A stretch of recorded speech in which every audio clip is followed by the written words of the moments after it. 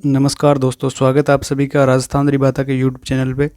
तो दोस्तों, जैसे कि हम जिला दर्शन पढ़ रहे थे और इसमें हम जोधपुर संभाग को लेकर चल रहे हैं, तो आज हम बात करने वाले हैं जोधपुर संभाग के सिरोही जिले की। तो चलिए शुरू करते हैं सिरोही जिला दर्शन। तो सबसे पहले हम देखते हैं सिरोही जिले का परिवहन विभाग का जो कोड है, RJ24 परिवहन विभाग का कोड है। इसके बाद हम देखते हैं सिरोही जिले का उपनाम, तो इसको देवनगरी के नाम से जाना जाता है। सिरोही जिले को देवनगरी के नाम से जाना जाता है। फिर प्राचीन नाम भी देख लेते हैं, तो इसमें सबसे पहले आता है शिवपुरी, इसके बाद आबुंद, चंद्रावती और देवड़ावाटी। ये चार इसके प्राचीन नाम हैं।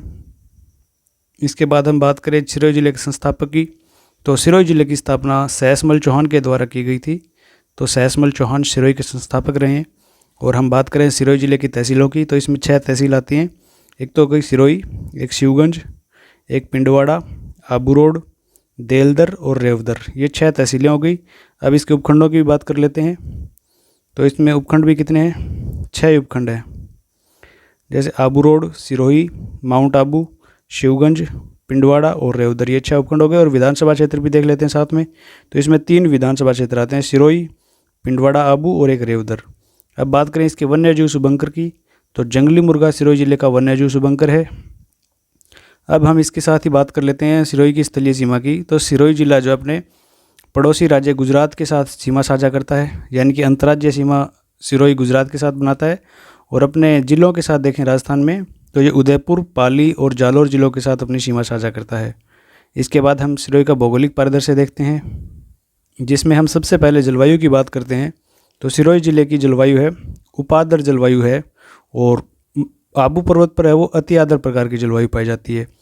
अब हम वैज्ञानिकों के अनुसार अलग अलग वर्गीकरण देखें, तो कोपेन के अनुसार यहाँ पे किस प्रकार की जलवायु पाई जाएगी? BSHW प्रकार की। लेकिन आबू पर्वत पर इससे अलग प्रकार की होगी, क्योंकि यहाँ पे AW प्रकार की जलवायु पाई जाती है।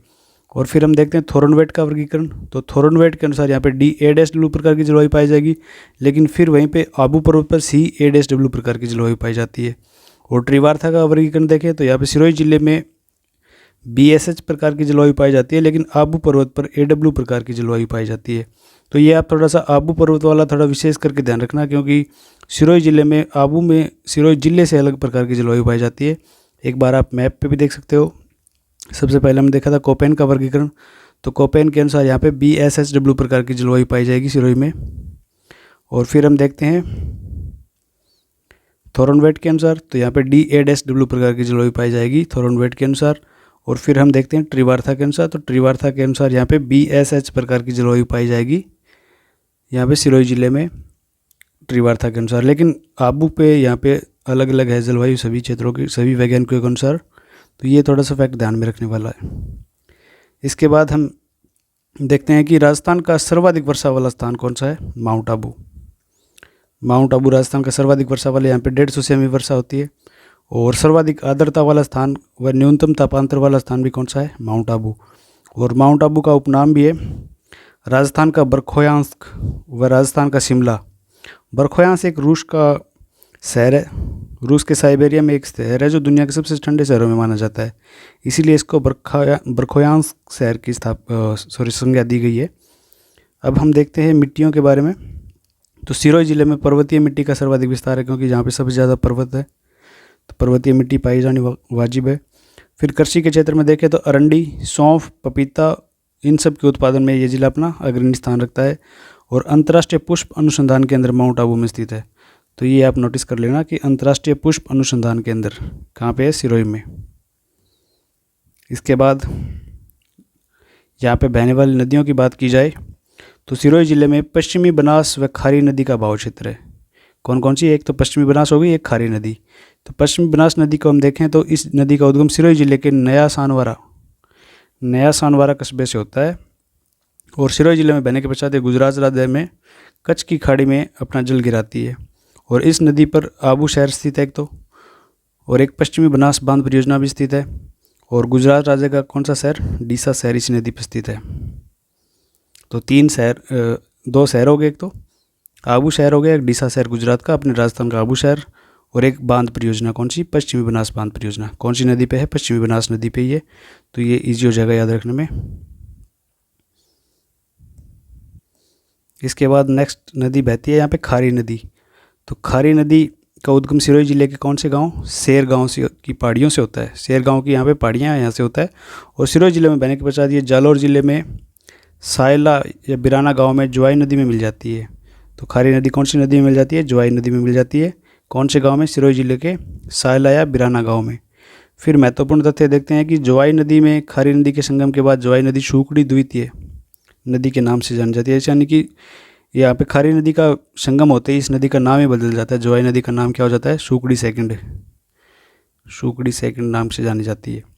फिर खनिजों की बात कर लेते हैं। तो टंगस्टन व वोलेस्टोनाइट ये दो खनिज इनके भंडार सिरोही में पाए जाते हैं। टंगस्टन का तो वालदा सिरोही में, और वोलेस्टोनाइट का सिरोही का खिल्ला बैल का क्षेत्र यहाँ पे पाया जाता है। फिर देखते हैं बांध। तो शुकली सिलवाड़ा बांध परियोजना एक, तो वो एक स्वरूपगंज बांध है। पश्चिमी बनास बांध हमने पढ़ा था ऊपर। फिर ओरा बांध और टोकरा बांध, ये 5 बांधों के नाम आप याद रखना। एक तो शुकली सेलवाड़ा बांध, एक स्वरूपगंज बांध, एक पश्चिमी बनास बांध, ओरा बांध और एक टोकरा बांध। फिर यहाँ पे नक्की झील स्थित है। तो माउंट आबू पठार पर स्थित यह झील राज्य की एकमात्र झील है जिसका पानी शीत ऋतु में जम जाता है। तो ये एकमात्र झील वाला फैक्ट इंपॉर्टेंट हो जाता है एग्जाम की दृष्टि से। और ये ग्रासिया जनजाति की सबसे पवित्र झील है। तो ये भी क्वेश्चन बनता है, ग्रासिया जनजाति की सबसे पवित्र झील कौन सी है? तो नक्की झील है। और यह राजस्थान की सर्वाधिक ऊंचाई पर स्थित और सर्वाधिक गहरी झील है, यानी सबसे ऊंचाई पर स्थित है और सबसे गहराई वाली झील है ये। और इस झील के किनारे क्या है? नॉन रॉक, यानी घूंघट निकाले एक महिला की आकृति की पहाड़ी है, जिसे हम नॉन रॉक के नाम से जानते हैं। एक टोड रॉक है यहाँ पे जो कि मेंढक की आकृति की है। नंदी रॉक है, भगवान शिव के वाहक नंदी बैल की आकृति की एक पहाड़ी है। और एक हॉर्स रॉक यानी घोड़े की आकृति की एक चट्टान स्थित है। तो ये पहाड़ियाँ स्थित है यहाँ पे।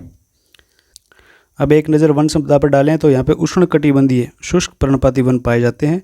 और आबू पर्वत पर कारा नामक प्रदूषित झाड़ी पाई जाती है। तो कारा नामक प्रदूषित झाड़ी कहाँ पे पाई जाती है? आबू पर्वत पर। अब वन्य जीव क्षेत्र देखते हैं तो माउंट आबू अभयारण्य सिरोही जिले में स्थित है। और इस अभयारण्य का जो प्रमुख जीव है जंगली मुर्गा, यही या वन्य जीव शुभंकर भी है सिरोही का। तो वन्य जीव शुभंकर भी याद रह जाएगा और माउंट आबू अभयारण्य का ये प्रमुख जीव है।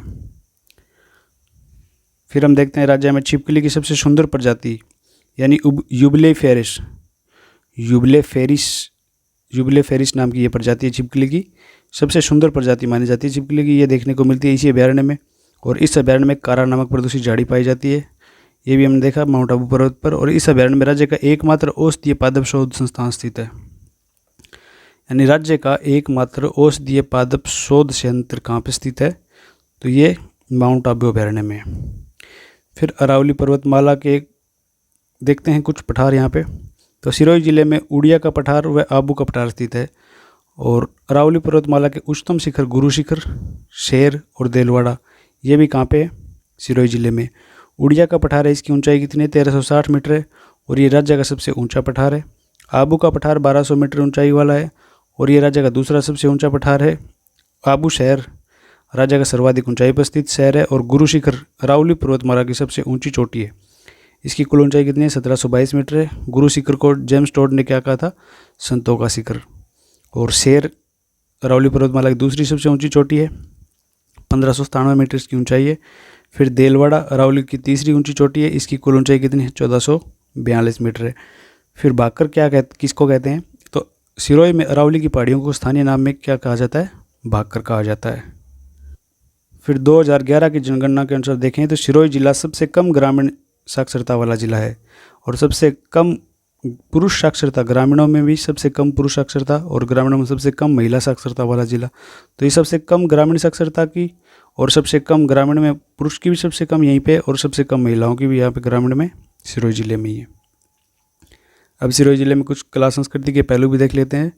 तो यहाँ पे है देलवाड़ा के जैन मंदिर और इन मंदिरों की कुल 5 संख्या कितनी है? 5, जिनमें पहला तो है विमल साई के जैन मंदिर।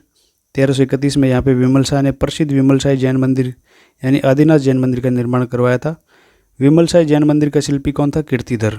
और कर्नल जेम्स टोड ने इन मंदिरों की तुलना ताजमहल से की थी और कहा था कि भारतवर्ष के भवनों में ताजमहल के बाद यदि कोई भवन है तो ये विमल शाह का मंदिर है।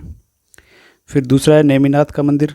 तेजपाल और वास्तुपाल द्वारा 1231 ईस्वी में यहाँ पे नेमिनाथ मंदिर का निर्माण करवाया गया था और इस मंदिर का शिल्पी कौन था? शोभन देव। नेमिनाथ मंदिर को एक उपनाम भी है देवरानी जेठानी का मंदिर। तो ये भी आप ध्यान में रखना कि देवरानी जेठानी का मंदिर कहाँ पे है, तो सिरोही में ही है।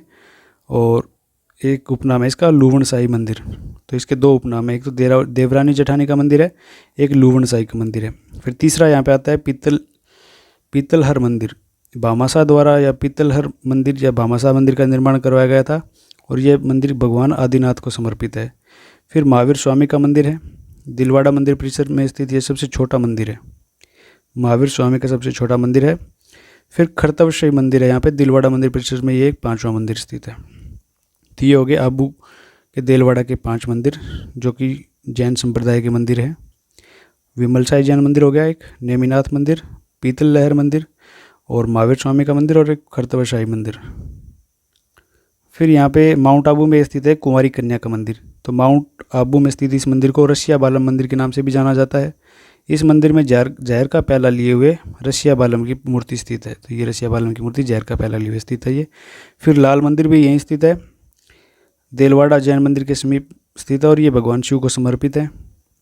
एक विशिष्ट मंदिर है यहाँ पे बसंतगढ़ दुर्ग में स्थित है ये वशिष्ठ मंदिर। एक ब्रह्मा मंदिर भी यहाँ पे सिरोही में है, बसंतगढ़ दुर्ग में स्थित है ये। फिर सारणेश्वर महादेव का मंदिर है यहाँ पे, यह दुर्ग के रूप में निर्मित मंदिर है। यानी बाहर से देखने पे ये देखो आप ये तस्वीर देख सकते हो, ये बाहर से देखोगे तो आप मंदिर नहीं दिखाई देता, ये एक दुर्ग के टाइप में लगता है, इसका डिज़ाइन जो है दुर्ग के टाइप का ही है। तो दुर्ग के रूप में निर्मित ये मंदिर है। और रेबारी जाति का सबसे बड़ा मेला भाद्रपद शुक्ल द्वादशी को यहाँ पे बढ़ता है। तो रेबारी जाति का सबसे बड़ा मेला कहाँ पे बढ़ता है, सारणेश्वर महादेव मंदिर में। इसके बाद यहाँ पे है विजय वेंकटेश्वर तिरुपति बालाजी का मंदिर माउंट आबू में ही। फिर चौमुखा पार्श्वनाथ मंदिर है यहाँ पे सिरोही जिले के। इस मंदिर में को सिलावटों का मंदिर कहा जाता है। तो सिलावटों का मंदिर कहाँ पे है, सिरोही में, जिसे हम एक अन्य नाम क्या है चौमुखा पार्श्वनाथ मंदिर। फिर अरबुदा माता या अधर माता का मंदिर भी इसे कहते हैं, माउंट आबू में स्थित ये मंदिर है। और छेमकारी माता का मंदिर है एक, बसंतगढ़ में मंदिर स्थित है छेमकारी माता का मंदिर। फिर अचलेश्वर महादेव का मंदिर जिसे हम अंगूठा मंदिर भी कहते हैं। अंगूठा मंदिर क्यों कहते हैं, क्योंकि शिव जी के अंगूठे की पूजा की जाती है। तो सिरोही में स्थित है ये मंदिर और इस मंदिर में शिव जी के अंगूठे की पूजा की जाती है। और इस मंदिर के सामने पार्वती जी का मंदिर स्थित है और इस मंदिर के पास मंदाकिनी कुंड भी स्थित है। अंगूठा मंदिर परिसर में ब्रह्मा नामक गहरा पवित्र गड्ढा स्थित है। और बाजना गणेश मंदिर भी कहाँ पे, सिरोही जिले में स्थित है। फिर कुछ महलों के नाम आते हैं, केसर निवास महल, स्वरूप निवास महल और ओखा रानी का महल। ये सारे महल कहाँ पे, सिरोही जिले में स्थित है, केसर निवास, स्वरूप निवास और ओखा रानी का महल। तो ये महल स्थित है कहाँ पे, सिरोही जिले में। इसके बाद हम बात करते हैं सिरोही के दुर्ग की। तो अचलगढ़ दुर्ग या जिसे हम कहते हैं अर्बुदगिरी या अर्बुदांचल दुर्ग, ये इसके उपनाम है अर्बुदगिरी या अर्बुदांचल दुर्ग। माउंट आबू में स्थित है। इस दुर्ग का निर्माण 9वीं सदी में परमार शासकों के द्वारा करवाया गया था और इसका पुनः निर्माण का कार्य महाराणा कुंभा के द्वारा 1452 ईस्वी में करवाया गया। इस दुर्ग के बाह्य प्रवेश द्वार कौन कौन से, हनुमान पोल है एक, तो एक गणेश पोल है, और अन्य प्रवेश द्वार कौन सा है, चंपा पोल और भैरव पोल। तो इसके बाह्य प्रवेश द्वार तो हो गए हनुमान पोल और गणेश पोल, और अन्य प्रवेश द्वारों की बात की जाए तो चंपा पोल है और एक भैरव पोल है। इस दुर्ग के बारे में एक प्रसिद्ध कहावत है कि मोहम्मद बेगड़ा के आक्रमण के समय यहाँ पे मधुमक्खियों ने दुश्मन की सेना पर आक्रमण किया था। तो ये कोट देकर ये क्वेश्चन पूछ लिया जाता है कि कौन से दुर्ग के बारे में कथन है, तो ये अचलगढ़ दुर्ग के बारे में जो कि सिरोही में स्थित है। इस दुर्ग को भंवराथल दुर्ग के नाम से जाना जाता है। और इस दुर्ग में कौन कौन से महल है, ओखा रानी का महल है, कपूर सागर तालाब है यहाँ पे, सावन बादो झील कहाँ पे है, तो ये इसी महल में इसी दुर्ग में अचलगढ़ दुर्ग में स्थित है। और इस दुर्ग में अचलेश्वर महादेव का मंदिर है जिसमें भगवान शिव के पैर के अंगूठे की हमने पीछे बात की थी अचलेश्वर महादेव के मंदिर की, तो पैर के अंगूठे की पूजा की जाती है। और इस दुर्ग में कुंभा के राज प्रसाद, ओखा रानी का महल, श्रवण बादो झील और परमारों द्वारा निर्मित अलारम बुर्ज स्थित है। तो ये तस्वीर देख सकते हो आप अचलगढ़ दुर्ग की, बाहर से देखने पे ऐसा दिखाई देता है और ओवरव्यू से देखते हैं ऊपर से तो ये ऐसा कुछ खंडर टाइप का सा ही हो गया अभी। तो ये है अचलगढ़ दुर्ग। फिर सिरोही में एक अन्य दुर्ग और है बसंतगढ़ दुर्ग, जिसका निर्माण महाराणा कुंभा के द्वारा करवाया गया था, जिसे हम भूला बिसरा दुर्ग के नाम से भी जानते हैं। तो भूला बिसरा दुर्ग कौन सा है, बसंतगढ़ सिरोही वाला, और एकमात्र चिन्हित दुर्ग है जिसका निर्माण गुप्त काल में हुआ था। इसका निर्माण कब हुआ था, गुप्त काल में। और महाकवि माघ ने श्रीमाल क्षेत्र का प्रहरी दुर्ग कहा है इसे। श्रीमाल क्षेत्र का प्रहरी दुर्ग इसको कहा है। कौन से दुर्ग को? बसंतगढ़ दुर्ग को। फिर यहाँ पे एक मचान दुर्ग स्थित है। इस दुर्ग का निर्माण भी महाराणा कुंभा ने करवाया था। फिर सिरोही में मनाया जाता है पर्यटक महोत्सव। ग्रीष्म महोत्सव कब मनाया जाता है? जून में। और शीत महोत्सव कब मनाया जाएगा? दिसंबर माह में। तो ग्रीष्म और शीत महोत्सव दोनों का आयोजन माउंट आबू में होता है जून और दिसंबर के महीने में। फिर डोला मारू यहाँ का एक प्रसिद्ध लोकगीत है। वादर नृत्य किया जाता है सिरोही में गरासिया जनजाति के द्वारा, और ये एकमात्र लोक नृत्य है जिसमें किसी भी वाद्य यंत्र का प्रयोग नहीं किया जाता। तो ये क्वेश्चन काफ़ी बार पूछा जा चुका है कि ऐसा कौन सा लोक नृत्य है जिसमें किसी भी वाद्य यंत्र का प्रयोग नहीं किया जाता है। तो ये है वादर नृत्य, गरासियों का प्रसिद्ध लोक नृत्य। फिर देरी सेरी क्या है? ये राजमहल सिरोही के निकट 15 जैन मंदिरों का एक समूह है जिसे हम क्या नाम देते हैं? देरी सेरी। फिर वामनवाड़ी जी का मंदिर है। इस मंदिर का निर्माण सिरोही के महावीर स्वामी के काल में पूर्णपाल नामक राजा के द्वारा करवाया गया था। एक भैरू तारक धाम है यहाँ पे, जैन तीर्थक पार्श्वनाथ जी को समर्पित है, सिरोही जिले में स्थित है ये। फिर मार्कंडेश्वर मेला लगता है यहाँ पे सिरोही के अंजारी गांव में। प्रतिवर्ष कब लगता है? भाद्र शुक्ल एकादशी व वैशाख पूर्णिमा को अंजारी गांव में लगता है मार्कंडेश्वर मेला।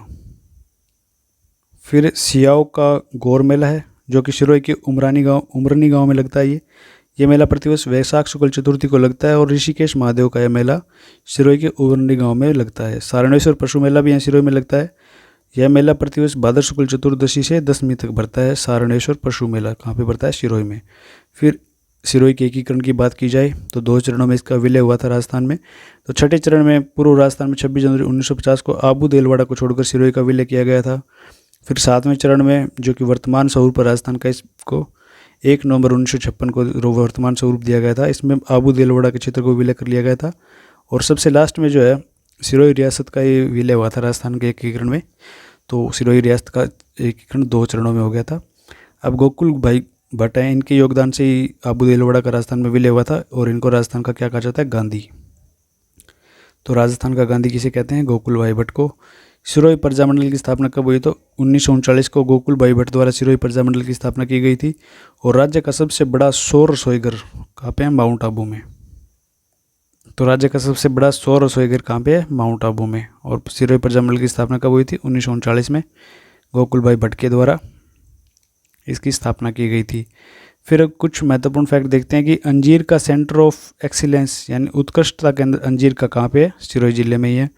फिर मातर माता वन क्षेत्र, मातर माता वन क्षेत्र नाम याद रखना आप। मातर माता वन क्षेत्र कहाँ पे? सिरोही जिले में है। फिर वाड़ाखेड़ा संरक्षित क्षेत्र भी कहाँ पे? सिरोही जिले में ही है। फिर वरमाण का सूर्य मंदिर कहाँ पे? सिरोही में है। एक दूध बावड़ी कहाँ पे? सिरोही जिले में। तो ये इंपॉर्टेंट फैक्ट है। एक तो अंजीर का सेंटर एक ऑफ एक्सीलेंस सिरोही में हो गया, एक मातर माता वन क्षेत्र सिरोही में हो गया, एक वाड़ा खेड़ा का संरक्षित क्षेत्र सिरोही में, और एक वरमाण का सूर्य मंदिर, वरमाण नाम याद रखना, और एक दूध बावड़ी कहाँ पे? सिरोही जिले में। अब कुछ फैक्ट और भी जाते हैं वन लाइनर जिनकी हम बात कर लेते हैं। तो राजस्थान का एकमात्र नगर जो 1300 मीटर की ऊंचाई पर स्थित है माउंट आबू, और राजस्थान की प्रथम नगर पालिका माउंट आबू है। इसकी स्थापना कब की गई थी? 1864 ईस्वी में। और राजस्थान का सर्वाधिक आदर्श स्थान भी कौन सा है? माउंट आबू। सेब की खेती सर्वप्रथम माउंट आबू में प्रारंभ की गई थी। और देश का सबसे बड़ा रसोई घर हमने बात की थी कि माउंट आबू में प्रजापिता ब्रह्मा कुमारी ईश्वरीय विश्वविद्यालय शांतिवन कैंपस में लगाया गया है। ये स्थित है। ये कहाँ पे है? प्रजापिता ब्रह्म कुमारी ईश्वरीय विश्वविद्यालय शांतिवन के कैंपस में। क्या है? देश का सबसे बड़ा रसोई घर। फिर विश्व हृदय सम्मेलन हुआ था 2007 में, 28 से 30 सितंबर 2007 में। तो ये कहाँ पे हुआ था? माउंट आबू में। फिर माउंट आबू में देश का सबसे बड़ा क्या है? फिश एक्वेरियम, मछली रखते हैं ना जिसमें बना के कांच का एक्वेरियम बनाया जाता है। तो देश का सबसे बड़ा फिश एक्वेरियम कहाँ स्थित है? माउंट आबू में। ग्रीष्म महोत्सव और सर्द महोत्सव की हमने बात की थी। जून में ग्रीष्म महोत्सव और दिसंबर में सर्द महोत्सव माउंट आबू में आयोजित होता है। फिर डिकिल पटेरा आबूस एनसिस पादप, ये पादप की एक प्रजाति है जो कि आबू पर्वत पर मिलते हैं ये। और न्यूनतम सहकारी समितियां कौन से जिले में हैं? सिरोही जिले में। सिरोही जिले की पहाड़ियों को हमने पढ़ा था कि भाकर कहते हैं स्थानीय भाषा में। और माउंट आबू को राजस्थान का शिमला कहते हैं और राजस्थान का बरखोयांश कहते हैं। फिर राजस्थान के एकीकरण के दौरान सबसे अंत में सिरोही राष्ट्र का विलय हुआ था। और मेघ वालों की रमत सिरोही के अरावलियों द्वारा खेली जाती है। तो मेघ वालों की रम्मत, ये भी इम्पोर्टेंट फैक्ट हो जाता है।